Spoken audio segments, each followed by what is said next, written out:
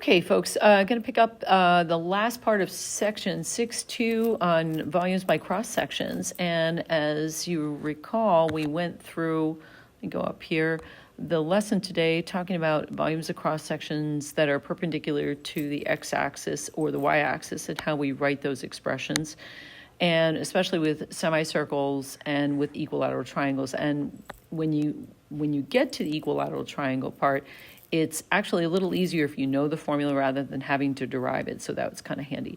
So then we drew all of the cross sections, and we were pretty deliberate about it, and I think that it's important that you do that so you have a good feel about what's going on in each of the problems and what things are going to look like. Even though I might not draw all of the cross sections, I get an idea of where's, it's that kind of idea, top minus bottom for the side of the square slice, or the square cross section.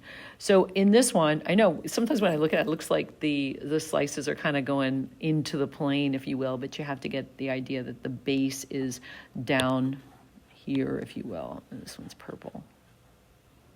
Okay, in the plane that you have shaded. Okay, so with the square cross sections perpendicular to the y-axis, then rectangles where the height is a constant. Then we had a rectangle where the height was an expression, actually.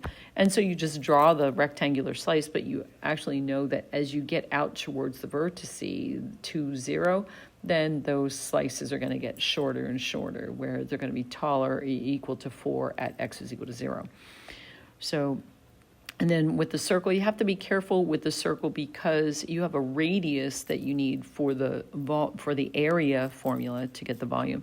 So generally what I do is I take that pi over 2 out front, get it out of the way, and then I have the integral of just the r squared, and then stating what the r is. Where people go wrong with this is they have the 1/2 pi r squared, and then they have a half for the radius, and sometimes they'll mess up the 1/2 thinking they have the 1/2 in there already, and they don't, because that's the 1/2 for the area formula, not the 1/2 for the radius, 1/2 of the base. Okay, so then the isosceles right triangles, recognizing which leg or hypotenuse is in the base. In this first one, it was just one of the bases was, but the base is equal to the height, or one of the sides was, and the base is equal to the height, so you just have this easy formula that you have to figure out. And then when the hypotenuse is, that's where we left off, the hypotenuse is in the base, then you have to kind of figure out, well, I don't have an expression for the hypotenuse in the actual area equation. I have a base and a height, and the base and the height are up out of the base region. So when I left off with this one, I said the hypotenuse is 2 minus x in the base of the region, or the region, and h is equal to b. We know that. So I have the area formula where I get down to 1/2 b squared. So I have that down in red in the first integral. And then if you look down below, what I started to do when the class was nearing an end is I drew 2 triangles, and I said, all right, well, I need to know an expression for the height. So we do that by setting up 2 similar triangles, and this triangle is similar to the 1 square root of 2 triangle with the angle of 45 degrees in there. So an isosceles right, and so I set up the ratio, and I get the b value is equal to h over the square root of 2. So then I put it in the blue integral from 0 to 2, and then we're just going to simplify from there on out. So you can see that I get a 1/2 times h squared, so it'll be, I'm going to actually just pull the constant out of the front. Oops, can't do that at all. Let me see if I can just erase it and start over here. So I've got this 1/2, and it's going to be times another 1/2 because we're going to square this square root of 2 down here. So it's going to be a 1/4 that comes out front, and the integral from 0 to 2, and then it's just going to be h squared, right? And I could leave that. I'm going to do a substitution in here just a second. So instead of h, I'm going to put 2 minus x. So 2 minus x squared then. So that's my final equation. So 1/4 times the answer to the integral, I believe I get 2/3 for the integral answer, and there you have it. And I'll check these later on. Make sure I got the right answers there. but I'm just using a calculator value because these are easy to integrate. Okay, we just have one more, and the equilateral triangle, right? So what I'm going to do with the equilateral triangle is I'm going to use the formula. You remember the formula for the equilateral triangle from the beginning is square root of 3 over 2. So we have that right on the first page where it is area is equal to, I'm going to just make it square root of 3 over 4 times s squared, okay? I was going to do the 1/2 base times height, but I'll just leave it at this. Square root of 3 over 4 and times the side squared, because it's equilateral, all the sides are equal, okay? So I'm going to put a side in here, okay? Now, we've got two boundaries on this, so I could double this if I wanted to, but I'm going to go ahead and follow through this with this, and I'm going to just say that we have one over here, and there's another base here that I could put in. And then if I do the really thin and then go like this, just kind of give it a little perspective, right? Okay, so I have 2, and then we color in that blue region. This is where you're going to speed up your video, okay?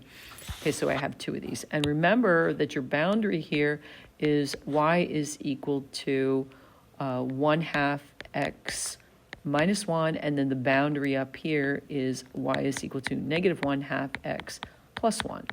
So this one you already found. You found x is equal to 2 minus 2y, right? 2 minus 2y. And this one down here is going to be x is equal to 2y plus 2, right?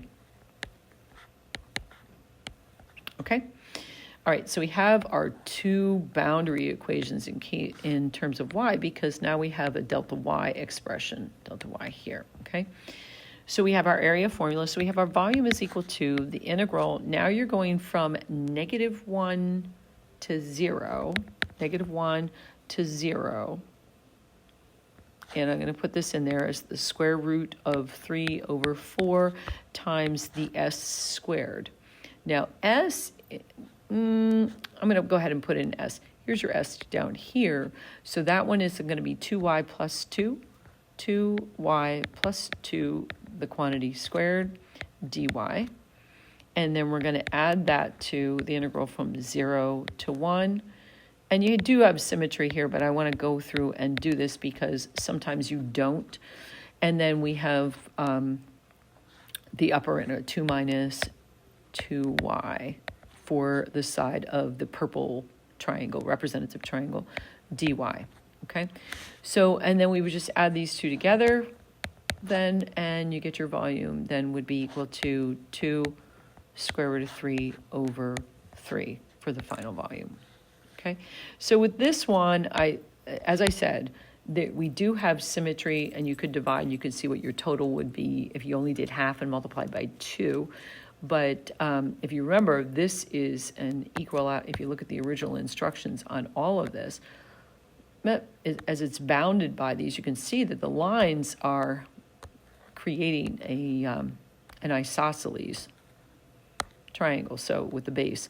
So it's going to work out nicely where you could use that symmetry and double, but I think you have to be careful with that, and there are many cases where you can't. So I figured I better do one where we set up 2 integrals.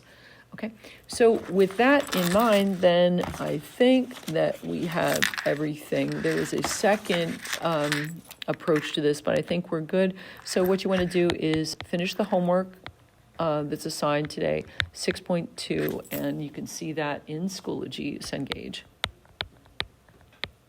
And thank you very much. You guys did great today.